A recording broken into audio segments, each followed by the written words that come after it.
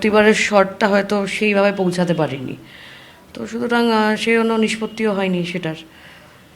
তো কন্টিনিউস হয়েও গেছে। যদি সেই সময় অ্যাড্রেস করা হতো, আজকে হয়তো আমাদের এই ফলটাও দেখতে হতো না।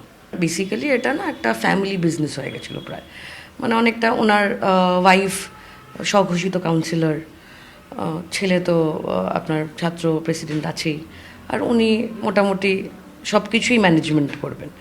তো এটা তো নতুন কিছু না। এটা 4 তারিখের পরে প্রতিবাদ জানায়নি, 4 তারিখের অনেক 2 বছর আগে, 3 বছর আগের থেকে প্রতিবাদটা জানিয়েছি। অবস্থানে বসেছি একবার না, বারংবার। 6 দিন তো আমরা কি বলবো, হাঙ্গার স্ট্রাইক করলাম। কিন্তু যা হয়, মানে হয়তো আমার গলাটা অতটা জোর নেই, হয়তো বোধহয় ওই জায়গাটা পৌঁছাতে পারলাম। যে ডোরম্যাট, জানো তো, ডোরম্যাটেরও সম্মান থাকে, ডোরম্যাট পাপড়ের সম্মান থাকে, কাউন্সিলরের সেই সম্মানটুকু ছিল না। করলাম অনুসরণ, লিখলাম, বলছি, বারংবার বলছি, nothing, nobody listens. Who is this man? কে পাওয়ার দিচ্ছে? পাওয়ার সেন্টারটা কোথা থেকে আসছে? কে ওনাকে এতটা ফ্রি এক্সারসাইজ করার পাওয়ারটা দিচ্ছে? এটা একটা বড় প্রশ্ন। তখন আমি বলেছিলাম একটা ইনভিজিবল শক্তি। আপনি যদি দেখেন আপনাদের পুরোনো রেকর্ডসে দেখবেন, এখানে ইনভিজিবল শক্তি এটা কাজ করছে যেন।